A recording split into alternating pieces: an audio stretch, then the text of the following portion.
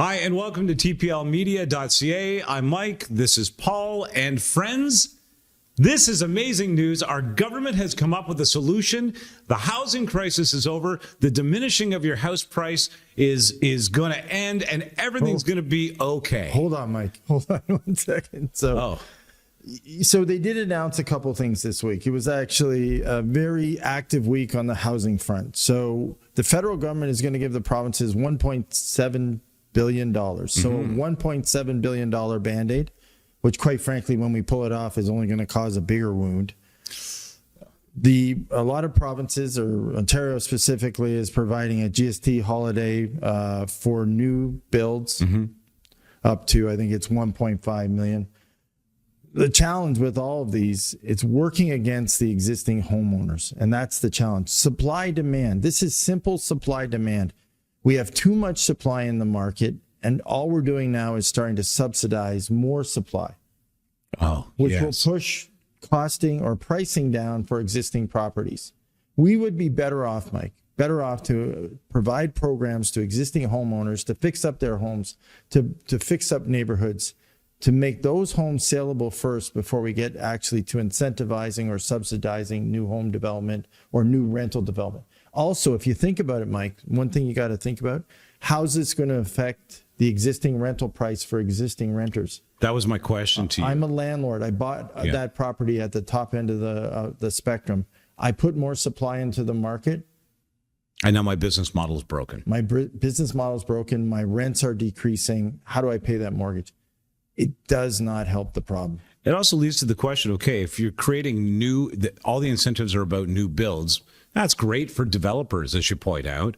But also, how do you build the infrastructure in? Where's the money coming from to build infrastructure that's going to make the next exit off to that subdivision, put in the infrastructure needed? We have went through the whole nation and found that every single province is starting to defer development fees. Yeah. So we don't have development fees to put the infrastructure in to pay for the homes. We're going to build new homes farther out from the core. So as to your point, roads, sewers, all those things are new. They're further out. We're going to need transportation to get them in. The whole thing doesn't work. A couple of weeks back, you and our resident realtor expert, Chris, had a discussion. Yeah, Chris from Real, great guy.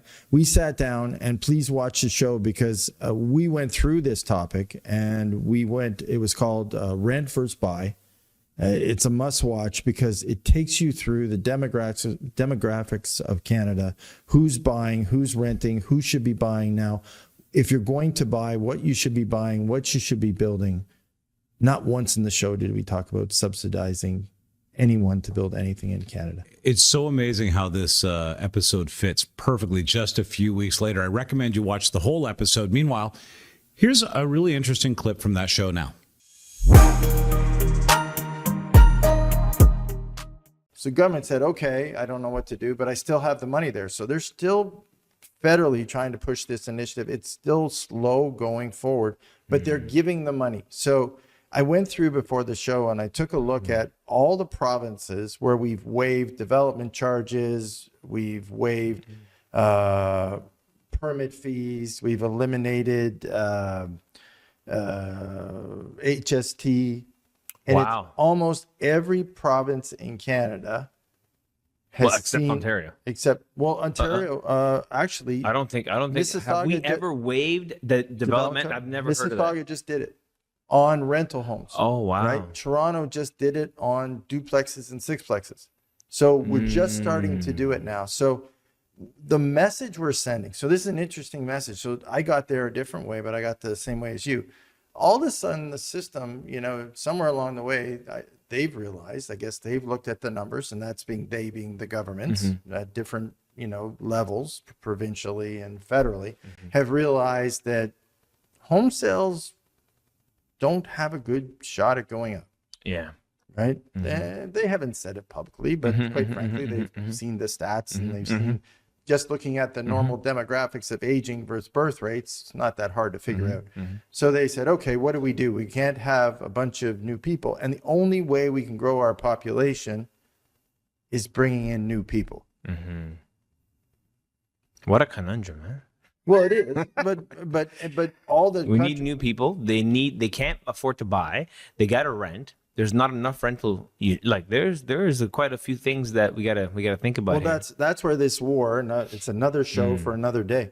But there's a whole show that we need to talk about, because this war right now happening in Iran has a number of challenges, especially if it goes long and the country is decimated, because there isn't a country to put these people. The problem we have now is every country is full. Yeah. And they're full because there's no housing and there's no social programs that's to it. accommodate them anymore. It's not that no one wants them. Yeah. It's the fact that this is something that's got to be dealt with, and that's a whole other show. But here we are. So in Canada, we're sitting here and we're looking at this, and we're trying to incentivize people to build affordable rental properties through government subsidization. So we're working against, if you think about it, we're working against our actual homeowners, right? So now you don't have to comment. Yeah. I know you're in the industry, but that's my view. So my view is we're really working against the value of our own. So now if I'm sitting there and I'm sitting with Jimmy and Janie's parents at the dinner party, I say to them the same thing. I just said to you, buy a rental property. So have them rent. Go get them to stay on the first floor. That too. Right. So they take the first floor, and the 2 floors above them are rented out. Absolutely. But don't live room by room. Don't do what some of these people are doing now. The challenges, that Brampton story I just told you, the challenge of that story, quite frankly, is it's a nightmare for your social, for your social mental well health. It's not good. And that I never tell anyone to do that, because I've seen that model before. It very seldomly works. Quite frankly, it's hard on the guy who's levered. He's levered multiple homes, basically. And the wear and tear, it doesn't pay off, man. But so by the time he goes to sell it, he's rebuilt the home.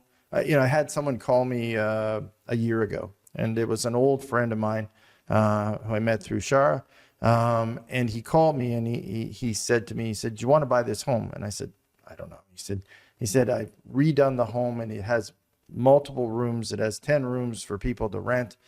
And he said, I said, "Does it meet code?" Right? He goes, "No." Crickets. Oh. Right? And I said, so you're saying to me, if I take the home, I have to gut it, rebuild it inside, and then I have to try to sell it. The neighborhood is full of exactly the identical type of people who have bought these homes and subdivide them illegally into multiple homes. It doesn't work. Not the way to go. Right? It doesn't work. So, I say to people, go out and buy yourself a rental unit that's segregated by family. Pay it off. That's the way. Then buy the next one, and then buy the next one. That's the way. And if by luck you meet a nice lady or man along the way, and you decide you want to have, then you have a nice little nest egg. You haven't over leveraged yourself, and you can get into it.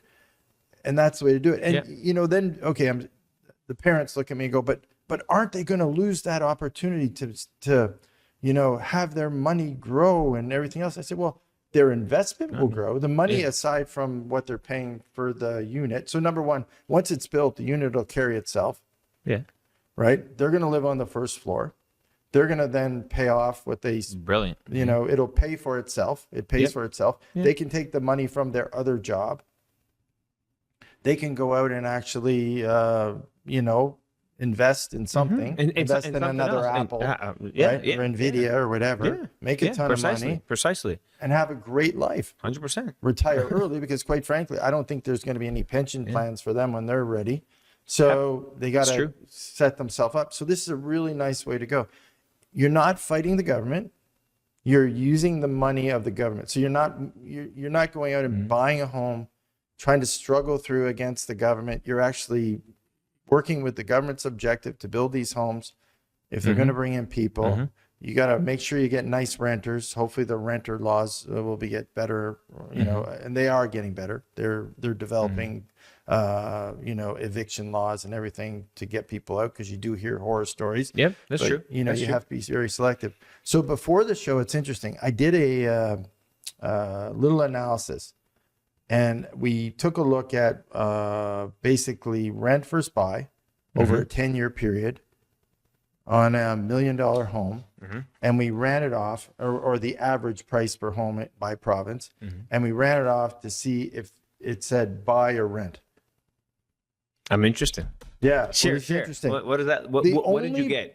What's your analysis? The only province that it told you to 100% rent based on the pure economics of running. Can I guess? Yeah. The only province that told you to rent over buy? Yep. I only have two that come to mind, and I have to take a guess. I'm going to go with the highest home price average. So I'm going to go with Vancouver. I'm going to go with BC.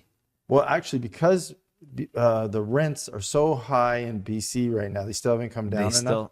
So the rents are still estimating. The rents in So BC, I lost. No, it's all right. The rents in Vancouver right now are still $4,000 for a 2-bedroom. I see. So it didn't catch. So there was a slight increment. So basically, it told us that buying saves you over 10 years about $40,000. Interesting. Yeah, so it is still advantageous better if you think about it, right? Amazing. Now that's over 10 years. It probably, again, if it's not comparing it to another investment, it's just saying rent versus buy, right? Let me take something from there. So you said 10 years, and I just want to highlight the fact that before you're thinking of buying or renting, I mean, we started the show with this, and I'm going to say it again. Yeah. It is critical to look at the individual's lifestyle, their vision, their goals. What are they trying to accomplish? It's not, you should buy because ChatGPT said. It is so based on the individual. So that is 10 years. If if it's in your cards for you to be living in Canada for 10 years, then yeah, sure, buy. But some people are adamant that they're like, nope, I want to live here for the next 5 years, and then I want to travel the world for 5, and then I want to. Well, in that case, then we need a different strategy, and that's why it's important to look at lifestyle and future. Like, what are you trying to accomplish in the future? It's not a blanket statement of you should buy anymore, and that changed ever since. I made a note here. That changed ever since people started to make money online. So I just want to drop another nugget here. Yep. Initially, okay, like, your parents, they decided that purchasing a home was the best way that they knew how to preserve wealth and build wealth. There was no other option. Or you go and you buy a farmland and you start farming, or like, you know what I mean? It was just more, it was more ding, ding, ding. Like, you have to actually do stuff. Yeah. But now we have a new generation and a new way of making money. People are making money online. In fact, it's so easy to make money now. Sometimes I see the money that my son, he has a little investment account.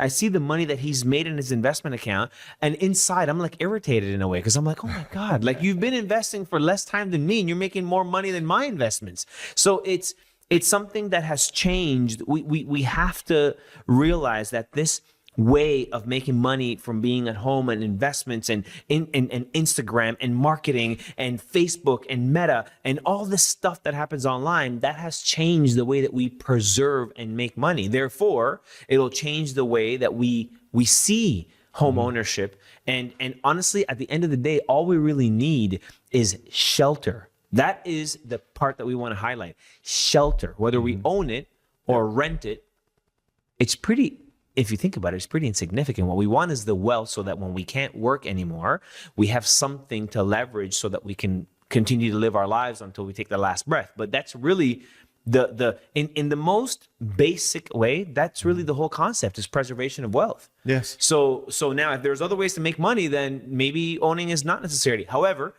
if you're going to be there for long term, I agree. And I would argue, not argue, but I would probably, it's not an argument. I would predict that if you ran this for 20 years, it would make even more sense to buy. So for someone that is established and this is what I love to do, this is my community, I'm having my kids here, I love that school, I want them to go to that school, I want them to go to UFT and to York and whatever, and you know exactly where you want your family to kind of, put roots down. Yep. Then buying is always going to be the option. But it's all dependent on the individual. And if it appreciates.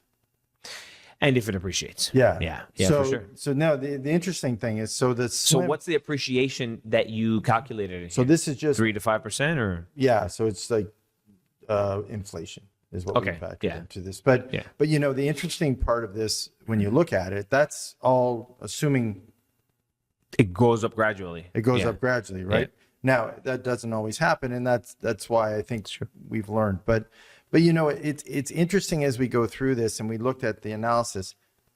Ontario was the only one where you should rent, and you should rent because you save yourself $11,600 over 10 years more. Wow! So there's no advantage to. Now it's interesting. You could say, well, I got some equity in it. You did, quite frankly. You got a little bit of equity, quite frankly, depending on what interest rates and your payment plan and what your term is and all that good stuff. So you got some money in it. But quite frankly, you could take that additional monies that you didn't pay in property tax and all the other things, you can invest it into other things, and you probably should have caught it. And we didn't even account for that in this analysis. This is just straight up rent versus buy, and looking at $1 million or whatever the average price was per region was. So that's what we did. So it's a very interesting analysis. And now, when I'm sitting at that dinner party, I always ask them that. Did you run the analysis? No, we didn't run it, but I'm okay. Well, maybe you need to run it. So now all these people sitting. So now you got a marketplace full of, and we just saw it from the stats today. We have 100,000 apparently from all the agencies across Canada. We have hundreds of thousands of people sitting on the sidelines waiting, right? We have hundreds of thousands of people that are aging that are waiting to sell. Yep. So at some point they should marry up. The issue is, when do they marry up and at what point, and how low does it go before they meet each other? And that's, it was interesting. You said something very compelling on the last show that I remember. I use this now everywhere I go. Real estate's not about, when you buy real estate or sell real estate, it's not at where you are today. It's where you're going to meet it, where it is tomorrow, right? So that's kind of following that trace line and figuring out where to hit it, right? So now you have a bunch of people aging who are trying to figure out when the magic number. So the interesting part is that they're not selling now. So the inventory on the market now hasn't gone up. You're seeing it. You haven't seen more homes enter onto the market. So they're sitting saying, oh, it's going to go up at some point. So they're trying to... They're trying to time it. They're trying to create a shortage in supply. But father time is going to be against them. They're going to get older. They're going to, and even when I'm consulting people that want to buy or sell, I always tell them, it's very difficult to time the market. You just have to make the right decision in the time that you're in right now. And I wrote down here while you were speaking, I said, we need perhaps, I don't know, I'm going to say this, but maybe I'm going to get in trouble.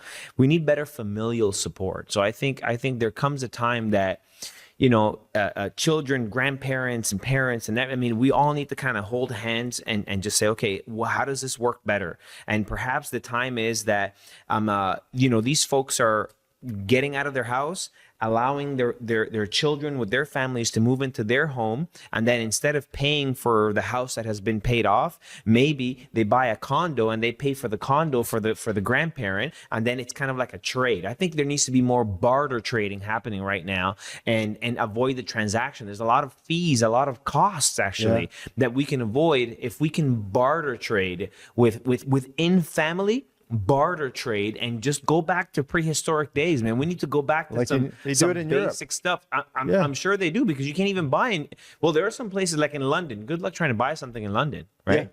It's handed down from generation to generation, right? So you get they have 50-year mortgages, right? They have 50-year mortgages that they get paid off between generations of people before they extinguish.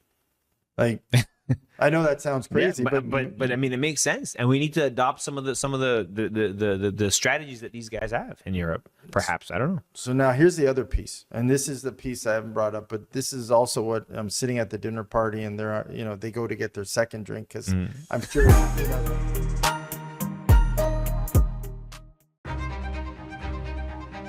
Patriotic means looking out for each other and fixing things together. True patriotism is being in the country you love, surrounded by people you love, and great weather. Being a patriot is being a part of your community and caring for it. It doesn't matter who you are or where you're from, patriotism is the one thing we all share. It's okay to be critical of government and still be a patriot. It's gratitude to your country. Of course I'm a patriot. I'm Canadian. It's my home. Well, actually, true patriot love is the mission.